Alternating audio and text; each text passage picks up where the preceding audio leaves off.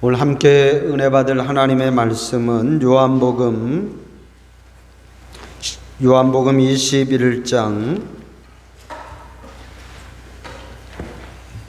21장 15절에서 17절의 말씀입니다.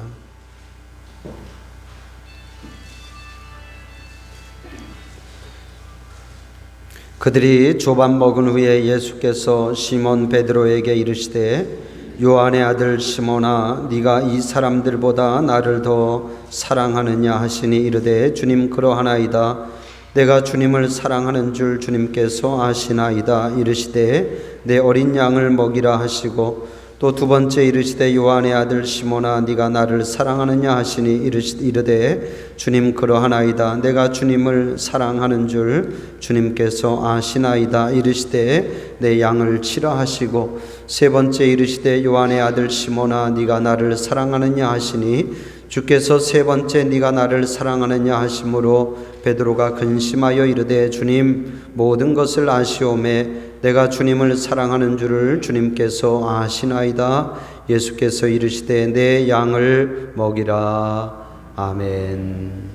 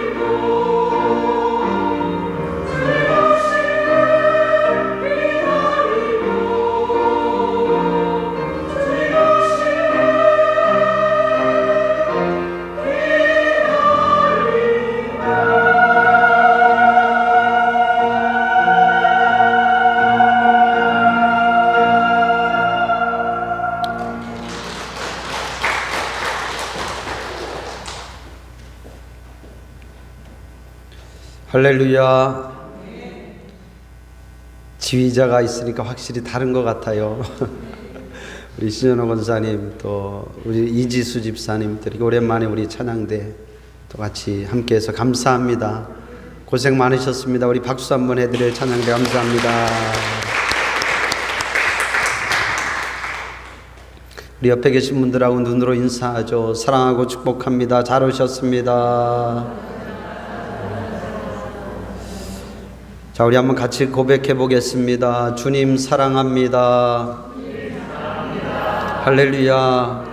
자, 오늘 이런 제목으로 여러분과 함께 말씀의 은혜를 나누려고 합니다. 우리는 지난주에 부활절을 보냈습니다. 물론 부활절은 하루 예배, 하루 행사로 끝나지만, 그러나 부활의 신앙은 1년 12달 계속되어야 될 줄로 믿습니다. 여러분, 기독교는 부활의 종교입니다. 기독교 신앙을 대표하는 여러 말들이 있지만 가장 귀한 말은 부활인 줄로 믿습니다. 여러분들, 부활이 주는 기쁨과 또 희망과 평안함으로 하루하루 한 달 한 달 승리하실 수 있기를 축복합니다. 자, 오늘은 우리 기독교 신앙을 대표하는 또 다른 중요한 한 말이 있어요. 단어가 있죠. 사랑이라는 말입니다. 이 사랑이라는 주제를 가지고 함께 은혜를 나누려고 합니다. 여러분, 기독교는 부활의 종교이면서 또한 사랑의 종교인 줄로 믿습니다. 성경에 나오는 여러 가지 우리가 지켜야 될 많은 계명들이 있는데, 그것을 두 가지로 함축하면 하나는 하나님을 사랑하는 것이고, 또 하나는 이웃을 사랑하는 것입니다. 하나님 사랑과 이웃을 사랑하는 것, 이게 계명의 핵심이죠. 자, 오늘 본문의 말씀은 부활하신 주님이 디베랴 바닷가, 갈릴리 바닷가로 제자들을 찾아가셔서 그들과 함께 식사를 하고 또 제자 가운데 베드로와 대화를 나누는 그러한 이야기입니다. 복음서마다 약간의 차이는 있지만 요한복음을 기준으로 보면 우리가 지난주에 보았던 것처럼 부활하신 주님은 이미 제자들을 한 번 이미 만났습니다. 주님은 부활하신 후에 유대인들을 두려워하며 떨며 두려워하고 있는 그 제자들을 찾아가서 샬롬 너희에게 평강이 있을지어다. 할렐루야. 그렇게 저들에게 평강을 주시면서 제자들을 위로하시고 격려해 주셨습니다. 제자들은 그렇게 예수님을 만난 이후에 뿔뿔이 흩어졌죠. 그 가운데 갈릴리 어부 출신 7명의 제자들은 그들은 고향으로 돌아가서 그곳에서 시간을 보내고 있었습니다. 저들이 부활하신 주님을 만나긴 했지만 아직 저들은 자신들이 무엇을 해야 할지를 알지 못하는 그런 상태입니다.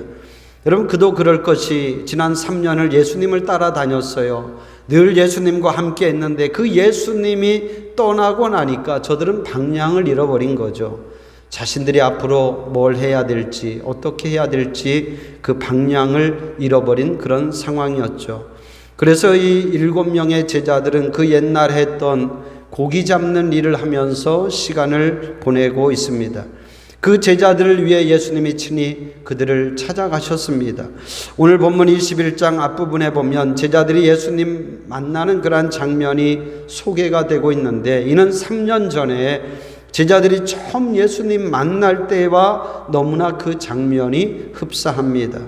이날도 저들은 밤이 맞도록 그물을 내려 고기를 잡았지만 아무것도 잡지 못했습니다. 그때 누군가가 저 육지에 서서 그들에게 말합니다. 배 오른편에 그물을 던지라. 배 오른편에 그물을 던져보라. 그리하면 잡으리라. 그때까지도 제자들은 그 말을 하는 사람이 누군지 몰랐습니다.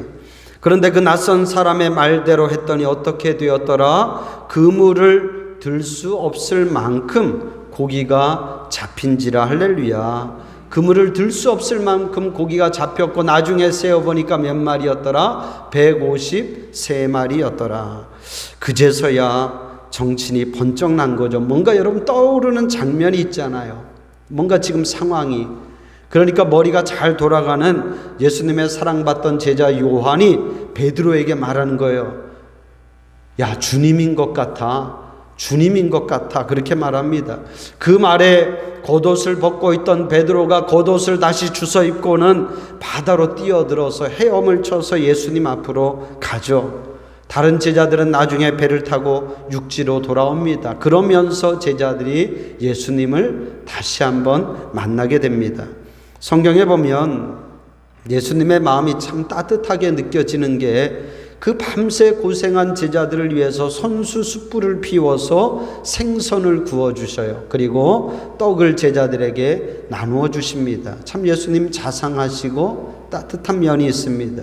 그러면서 함께 식사를 하는 거예요. 성경에 보면 그 식사를 할 때에 그 누구도 예수님께 말을 거는 자가 없었다고 기록하고 있습니다. 그저 서로가 아무 말 없이 함께 음식을 먹을 뿐이죠. 저는 이 장면을 보면서 그런 생각을 해봅니다. 여러분, 이 장면이 사실 예수님 살아계실 때에 저들에게는 어쩌면 이 장면이 이런 것이 저들의 일상이었겠죠. 예수님과 늘 함께 소박한 식사를 하는 게 저들의 일상이었을 것입니다. 그런데 잠깐이지만 예수님 떠나고 나서 그러한 소소한 일상을 잃어버린 것입니다. 지금 예수님은 제자들에게 그런 일상의 행복을 다시금 회복시켜 주시고 있는 줄로 믿습니다. 예수님과 함께 식사를 하고 있는 제자들, 그들의 마음이 얼마나 행복했을까요? 얼마나 든든했을까요? 그런 저는 생각을 해봐요. 여러분, 그렇잖아요. 우리도 지금 코로나 사태를 겪으면서 일상의 행복을 많이 잃어버렸습니다. 우리부터도 함께 식사하는 그 기쁨을 잃어버렸어요. 못한 지가 한참 되었죠. 이런 일이 터지고 나니까 그런 일상이 얼마나 소중하고 행복했음을 새삼 느끼게 됩니다. 속히 하나님께서 우리에게도 이런 일상의 행복을 다시 회복시켜 주시기를 기도할 뿐입니다. 할렐루야. 아무튼 예수님이 손수 준비하신 조반을 제자들과 함께 나눕니다. 그리고는 베드로에게 말씀하십니다. 뜬금없이 베드로에게 물어요. 베드로야, 네가 나를 사랑하느냐? 베드로야, 네가 나를, 여기 있는 사람들보다 네가 나를 더 사랑하느냐? 그렇게 묻습니다. 여러분, 이 질문을 듣는 베드로의 심정이 어떠했을까요? 베드로의 마음이 어떠했을까? 짐작이 됩니다. 엄청 당황했겠죠. 아마 심정이 굉장히 복잡했을 겁니다. 여러분, 그렇잖아요. 다른 제자들도 그렇지만 지금 베드로는 예수님이 손수 준비해 주신 그 조반을 함께 먹으면서 예수님의 얼굴을 분명 똑바로 쳐다볼 수가 없었을 것이죠. 그게 읽혀지지 않습니까, 여러분? 베드로가 뭐라고 했습니까? 예수님이 십자가에 달리시기 전에 예수님이 제자들에게 그렇게 말했죠. 너희가 다 나를 버리게 될 거야. 너희가 다 나를 부인하게 될 거야. 그때 베드로가 뭐라고 했습니까? 펄쩍 뛰면서 예수님께 말했어요. 주님, 무슨 말씀이세요? 여기 있는 이 자들이 다 주님을 버려도 나는 주님 버리지 않을 거예요. 나는 주님을 절대로 부인하지 않을 거예요. 나는 주님을 위해서 내 목숨까지도 바칠 겁니다. 그랬던 베드로예요. 그랬던 베드로가 어떻게 했습니까? 예수님이 잡혀 신문 당하시는 그날 밤에 다 굴기 전에 몇 번을, 3번을 예수님을 부인했죠. 그것도 그냥 부인한 것이 아닙니다. 예수님을 저주하면서 나는 맹세코 저 사람이 누군지 나는 알지 못한다고 그렇게 부인했습니다. 그러니 지금 베드로가 예수님의 얼굴을 어떻게 쳐다볼 수 있겠습니까? 쥐구멍이라도 들어가 숨고 싶은 마음이죠. 예수님 보는 것도 죄스럽고 송구한데 예수님이 손수 숯불을 피워 생선을 구워주시고 떡을 준비해 주시니 그야말로 몸둘 바를 모르는 그런 상황입니다. 근데 예수님이 식사 후에 뜬금없이 제자들 앞에서 베드로에게 물으신 거예요. 요한의 아들 시몬아, 네가 나를 사랑하니? 네가 이곳에 있는 다른 사람들보다 나를 더 사랑하니? 물으시는 겁니다. 여러분, 그거 아십니까? 여러분, 예수님이 이렇게 물으시는 것은 처음이에요. 처음입니다. 예전에도 예수님이 제자들에게 물으신 적이 있어요. 가이사라 빌립보 지방에서 예수님이 제자들에게 물었어요. 먼저는 사람들이 나에 대해서 뭐라고 말하더냐 묻죠. 그리고는 제자들에게 묻습니다. 너희는 나를 누구라고 생각하느냐 물어요. 그때 베드로가 자랑스럽게 대답하죠. 주님은 그리스도시요 살아계신 하나님의 아들이십니다. 100점짜리 신앙의 고백입니다. 주님은 그 베드로의 신앙의 고백을 칭찬해 주셨습니다. 아무튼 그때는 예수님이 제자들에게, 베드로에게 너희는 나를 누구라고 믿느냐? 나에 대한 믿음이 뭐냐? 그 믿음에 대해서 물으셨죠. 그런데 지금 주님이 뭐라고 물으시느냐? 네가 나를 사랑하느냐? 사랑하는지를 묻고 있습니다. 이런 질문은 처음 제자들에게 던지는 질문이에요. 그것도 여러 제자들에게 아니라 베드로 한 사람에게 묻고 있습니다. 3번이나 연거푸 묻고 있습니다. 왜 묻고 계실까? 저는 오늘 그것을 함께 말씀을 통해서 나누고 싶습니다. 왜 예수님이 지금 베드로에게 나를 사랑하고 있냐고 그렇게 묻고 있을까? 첫 번째, 예수님은 베드로의 사랑을 원하고 있다는 거죠. 할렐루야. 예수님은 베드로의 사랑을 원하고 있습니다. 그렇습니다, 여러분. 지금 예수님은 베드로가 정말 나를 사랑하는지 확인해 보고 있어요. 여러분, 왜 확인합니까? 확인하는 이유가 뭐죠? 예수님이 사랑받고 싶어서, 베드로의 사랑을 받고 싶어서 확인하는 거예요. 할렐루야. 여러분, 그렇습니다. 내가 그 사람에게 사랑받고 싶다고 하는 것은 다르게 말하면, 반대로 말하면 내가 그 사람을 어떻게 하고 있다? 사랑하고 있다는 거예요. 예수님이 베드로를 사랑하고 있다는 거죠. 사랑하니까 지금 묻는 거예요. 사랑하니까 확인해 보고 싶은 거예요. 여러분, 그렇잖아요. 연인 간이나 부부 간에도 물어요. 보통은 여자들이 많이 묻죠. 당신 나 사랑해? 자기 나 사랑해? 물어요. 여러분, 잘 대답해야죠. 그러면 빨리 대답해야 됩니다. 한 박자 늦으면 혼나죠. 근데 왜 묻습니까, 여러분? 여자들이 왜 물어요? 내가 당신을 사랑하니까 묻는 거죠. 상대방을 내가 사랑하니까 그 상대방도 나를 사랑하는지 확인하기 위해서 묻는 것 아닙니까? 예수님도 그렇다는 거예요. 예수님이 베드로를 사랑하니까 이런 물음도 하고 있다고 하는 걸 우리가 먼저 알 필요가 있습니다. 근데 여기서 저는 한 가지 의문이 생깁니다. 주님이 꼭 이렇게 베드로의 사랑을 확인할 필요가 왜 있을까? 왜 주님이 꼭 이렇게 베드로의 사랑을 확인할까? 여러분, 우리는 주님의 사랑을 어떻게 배웠습니까? 주님의 사랑은 무조건적인 사랑이고, 주님의 사랑은 절대적인 사랑이고, 우리가 흔히 주님의 사랑을 아가페의 사랑이다, 그렇게 우리는 배웠어요. 근데 왜 주님은 베드로의 사랑을 원하냐 말이죠. 여러분, 그렇잖아요. 우리는 연약한 인간이니까 무조건적이고 절대적인 사랑이 잘 안 됩니다. 상대방의 사랑을 받아야 나도 서운하지 않으니까 상대방의 의사를 묻는다 하지만, 무조건적으로 우리를 사랑해 주는 주님은 왜 묻냐 말이죠. 그냥 당신이 일방적으로 우리를 사랑하면 그걸로 끝날 일이지 왜 주님이 우리에게 묻고 있냐 하는 그런 말씀입니다.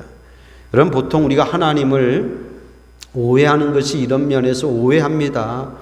하나님의 사랑은 아가페의 사랑이다. 여러분, 그런데 이 말은 어디까지나 사람들이 만들어낸 말이에요. 하나님의 사랑은 아가페의 사랑이다. 이건 서구 신학자들이 만들어낸 이야기지 성경에 나오는 하나님의 사랑의 모습은 아니라는 거예요. 물론 성경에 하나님은 아가페의 사랑을 지닌 그런 하나님이기도 하지만, 또한 하나님은 질투하시는 하나님이신 줄로 믿습니다. 할렐루야. 여러분, 아가페의 하나님, 무조건적으로 절대적으로 사랑하는 하나님과 질투하시는 하나님의 모습은 다르다는 거예요. 그런데 많은 경우 성도들은 하나님의 사랑을 그저 아가페의 사랑 정도로만 알고 있다는 거죠. 그게 아니라는 것입니다. 하나님도 질투하신다. 하나님도 여러분이 땀만 품고 여러분이 다른 신을 사랑하면 하나님도 서운해하시고 질투하시는 하나님이시라는 거죠. 하나님도 우리가 절대적으로 하나님만을 사랑하기를 원하십니다. 할렐루야. 여러분, 그거 아세요? 하나님도 감정이 있습니다. 하나님도 마음이 있어요. 하나님도 받아야 될 때 받지 못하면 하나님도 서운한 마음이 있다는 거죠.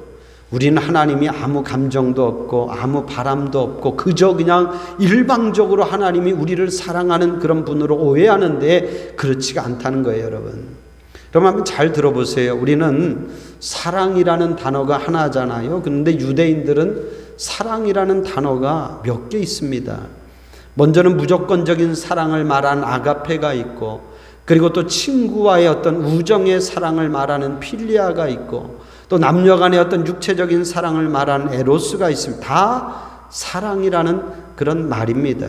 오늘 말씀도 보면 우리 성경에는 네가 나를 사랑하느냐 이렇게 한 가지로 번역되어 있지만 헬라어로 보면 달라요. 주님이 처음 베드로에게 네가 나를 사랑하느냐 물으실 때는 아가파스메,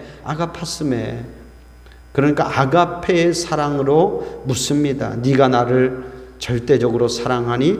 그런데 베드로는 뭐라고 얘기하냐면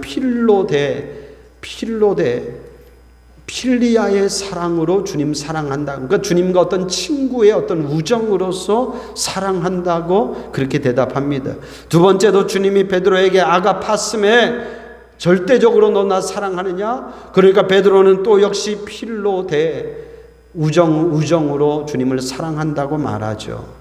그러니까 예수님이 생각하는 그런 사랑과 예수님이 원하는 사랑과 베드로가 생각하는 사랑에는 차이가 있습니다. 그러니까 마지막에는 예수님이 필레이스메, 필리아의 사랑으로 그래 네가 나를 사랑하느냐 그렇게 묻고 있다는 거죠. 그래 어떤 분들은 이 부분에 대해서 큰 의미를 부여하면서 설교하는 분들도 있습니다. 물론 나름의 의미가 있어요. 주님이 베드로의 눈높이를 맞춰주는 그런 의미도 있습니다. 근데 그것보다 더 중요한 것은 주님도 역시 우리의 사랑을 원하신다는 거. 할렐루야. 그게 아가페의 사랑이든 아니면 필리아의 사랑, 친구의 어떤 우정으로의 사랑이든 아니면 육체적인 사랑이든 주님도 우리의 사랑을 받기를 원하신다. 주님의 사랑을 단지 아가페의 사랑으로만 이해하는 것은 옳지 않다는 거죠. 여러분 우리는 하나님의 사랑 이꼬르 아가페의 사랑, 아가페 이렇게 공식화하고 있는데 그게 잘못된 거라는 것이죠. 하나님은 질투하시는 하나님이요, 할렐루야. 하나님은 우리의 사랑을 받기를 원하시는 하나님이신 줄로 믿습니다. 그러니까 주님이 지금 베드로에게 네가 나를 사랑하느냐 묻고 있다고 하는 그런 말씀이죠. 왜? 주님도 베드로의 사랑을 받고 싶어서, 주님도 베드로의 사랑을 받고 싶어서. 여러분 주님이 여러분의 사랑을 받기를 원하십니다. 할렐루야. 여러분 그거 아십니까? 여러분 주님이 우리를 다 사랑하셔요. 일방적으로 정말 무조건적으로 우리를 사랑하죠. 그런데 역시 주님도 우리에게서 그와 같은 사랑을 원하시고 그와 같은 사랑을 받기를 원하신다는 거예요. 주님도 자꾸 듣고 싶어 하십니다. 주님 제가 주님 사랑해요. 주님 제가 주님 사랑해요. 그런 고백을 주님도 듣기를 원하신다고 하는 그러한 말씀입니다. 여러분 우리는 그런 생각할 수 있어요. 이 땅에 이렇게 많은 사람들이 있는데 주님이 나 한 사람에게 사랑받는 게 뭘 그렇게 중요하게 생각할까?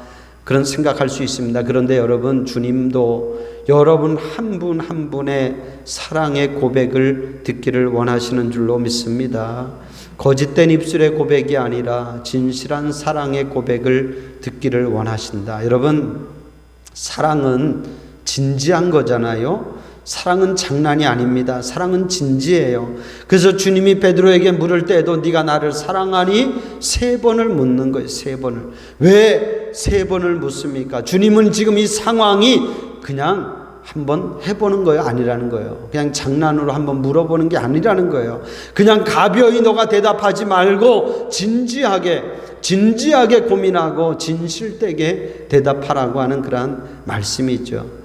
성경에 보면 실제로 나중에는 베드로의 얼굴이 굳어집니다. 17절에 보니까 예수님이 3번째 물으니까 베드로가 근심하였다 이렇게 말하고 있죠. 베드로도 아는 거예요. 지금 이 상황을 내가 그냥 가볍게 대답할 수 있는 상황이 아니구나. 내가 그냥 건성건성 대답할 수 있는 일이 아니구나 알게 된 거죠. 여러분 신앙은 진지해야 합니다. 우리가 물론 인상 쓰고 신앙생활을 할 필요는 없지만 그렇다고 신앙생활을 가볍게 여길 수는 없다. 근데 요즘 성도들은 신앙을 그냥 가볍게 생각하죠. 진지함이 없습니다. 그냥 가볍게 신앙생활을 하려고 하지 푹 빠지려고 하지 않아요. 푹 빠지려고 하지 않아요. 네, 여러분, 주님은 우리가 푹 빠지기를 원하십니다. 할렐루야. 푹 빠지기를 원해요. 여러분, 지금의 짝꿍들 처음 만났을 때 여러분들이 푹 빠져서 사랑했던 것처럼 주님도 우리가 주님께 푹 빠져서 사랑하기를 원하신다. 할렐루야. 같이 한번 해봅시다. 푹 빠져야 합니다. 할렐루야. 사랑도 마찬가지다. 여러분, 주님이 우리를 사랑할 때 푹 빠져서 아무 이유 없이, 아무 조건 없이, 계산하지 않고 주님이 우리를 사랑해 주셨다는 거죠. 받는 것도 마찬가지. 주님이 받는 것도 그런 사랑을 우리에게서 받기를 원하십니다. 할렐루야. 여러분, 사랑하는 성도 여러분, 우리가 계산하지 말고 두려워하지 말고 푹 빠져서 주님 함께 사랑할 수 있기를 주님의 이름으로 축복합니다. 자, 다시 한번 고백해봐요. 주님 사랑합니다. 할렐루야. 자, 두 번째, 주님은 지금 베드로에게 기회를 주고 있습니다. 할렐루야. 같이 해봅시다. 기회를 주고 있습니다. 여러분, 그렇습니다. 지금 베드로는 심한 죄책감에 빠져 있어요. 3번을 주님 배반한 것 때문에, 저주해 가면서 주님 배반한 것 때문에 심한 죄책감에 사로잡혀 있습니다. 주님을 똑바로 쳐다보지도 못하고 있어요. 그걸 주님이 아시고 베드로에게 3번을 물으시는 거죠. 주님이 한 번 묻고 베드로가 한 번 대답할 때마다 주님은 베드로의 그 지난날의 그 실패, 그 좌절, 그 배신을 씻어주시고 있는 줄로 믿습니다. 여러분, 그런 거죠. 주님은 베드로가 그 죄책감 때문에, 그 실패한 것 때문에 괴로워하면서 이 세상 살기를 원치 않으십니다. 주님은 베드로가 그것 때문에 인생을 허비하면서 살기를 원치 않으시죠. 그래서 3번을 물으면서 그를 죄책감으로부터 완전히 벗어나게 해 주신 줄로 믿습니다. 여러분, 그렇습니다. 우리도 실수할 수 있고 실패할 수 있습니다. 저도 목회하면서 실수할 때도 있었고 실패할 때도 있었습니다. 왜 내가 그때 그랬을까? 조금만 더 참았더라면 후회될 때도 있었습니다. 우리 모두에게는 다 그런 때가 있어요. 또 앞으로도 그럴 수 있습니다. 그러나 사랑하는 성도 여러분, 여러분이 혹여라도 주님의 마음을 아프게 하고 주님을 실망시켜 드리고 주님을 서운하게 할지라도 그것 때문에 여러분들이 위축되어서 죄책감에 사로잡혀 신앙생활하지 않기를 주님의 이름으로 축복합니다. 물론 우리가 주님 앞에 잘못한 것 회개하지만 그것 때문에 너무 지나쳐서 너무 위축되어서 우리가 아무것도 하지 못하고 인생을 허비한다면 그건 주님이 원하는 바가 아니라는 거죠. 주님은 우리가 하나님의 자녀들로서 당당하게 살아가기를 원하십니다. 잘못했으면 진심으로 회개하고 용서함을 받고 또 언제 그랬냐는 듯이 당당하게 사는 거죠. 할렐루야. 여러분, 그렇잖아요. 여러분의 자녀가 부모에게 잘못하고 실수했는데 그것 때문에 자녀가 기도 못 펴고 주눅들어서 살아간다면 절대로 부모의 마음이 좋지 않습니다. 주님도 역시 마찬가지라는 거예요. 우리가 아무리 실수하고 잘못했을지라도 주님은 언제나 우리의 죄를 사해 주시고 우리의 허물을 용서해 주시는 주님이십니다. 오늘 주님이 베드로를 용서해 주시고 그에게 기회를 주시는 것처럼 주님은 우리의 죄도 용서해 주시고 회복시켜 주시는 줄로 믿습니다. 사랑하는 성도 여러분, 주님의 그 용서와 사랑으로 다시 한번 힘을 낼 수 있기를 주님의 이름으로 축복합니다. 그렇습니다. 여러분, 우리는 비록 허물 많은 죄인입니다. 우리는 비록 허물 많은 죄인이지만 그래도 주님은 늘 우리의 심령의 문을 두드리고 있어요. 아무개야 네가 나를 사랑하느냐, 네가 나를 사랑하느냐. 여러분, 담대하게 고백할 수 있기를 바랍니다. 예, 주님, 제가 주님 사랑합니다. 예, 주님, 제가 못난 죄인이지만 그래도 주님, 제가 주님을 사랑합니다. 할렐루야. 사랑하는 성도 여러분은 다 소중한 하나님의 자녀들입니다. 하나님은 여러분의 인생이 다 잘 되기를 원하십니다. 여러분들이 다 하나님의 자녀로서 당당하게 살아가기를 원하십니다. 할렐루야. 같이 한번 해봐요. 나는 하나님의 자녀입니다. 한 번 더, 나는 소중한 하나님의 자녀입니다. 할렐루야. 이 믿음으로 살 수 있기를 축복합니다. 마지막 세 번째, 주님은 베드로에게 사명을 주고 있습니다. 할렐루야. 같이 봅시다. 사명을 주십니다. 할렐루야. 이게 중요하죠. 왜 주님이 베드로에게 묻고 있습니까? 왜 주님이 베드로의 그 과거의 아픈 상처를 왜 씻어주고 있습니까? 그것은 바로 사명을 주시기 위함입니다. 할렐루야. 내 양을 먹여라. 베드로야, 너는 내 양을 먹이라. 이 사명을 주시기 위함이라는 거죠. 그렇습니다. 그렇습니다. 여러분, 주님은 베드로가 깊은 좌절감에, 깊은 죄책감에 사로잡혀서 그냥 그저 고기만 낚으며 살기를 원치 않으신다는 거예요. 주님은 베드로가 주님이 맡겨주는 사명을 감당하기를 원하십니다. 더 큰 주님의 일을 하기를 원하십니다. 이제는 그저 물고기만 낚는 그런 자가 아니라 주님의 양을 치는 그 일을 베드로가 감당하기를 원하신다는 거죠. 그렇습니다. 여러분이 정말 주님을 사랑한다면, 그 사랑이 사명을 감당하는 것으로 그 사랑이 드러날 수 있기를 주님의 이름으로 축복합니다. 그럼 그렇잖아요. 사랑이 말로만 우리가 사랑합니다, 그래서는 안 되죠. 물론 말 안 하는 것보다 말하는 게 좋지만, 우리가 사랑한다면 그 사랑은 구체적이어야 된다. 여러분, 예를 들어서 자식이 부모를 사랑한다고 하면서 그저 그냥 말로만 사랑한다고 하면 그건 별로 소용없죠. 사랑하면 그 사랑은 행동으로 나타나야 합니다. 찾아뵙기도 하고 용돈도 드려야 되고 또 필요한 것도 공급해 드려야 돼. 그게 자식의 사랑이지 않습니까? 좀 벗어난 얘기일 수 있지만, 이제 조금 있으면 5월달이 오는데 가정의 달이고 어버이날도 있죠. 여러분 꼭 찾아뵙고 인사도 드리고 용돈도 드리고 맛있는 것도 사드리고 꼭 그렇게 하시기를 바랍니다.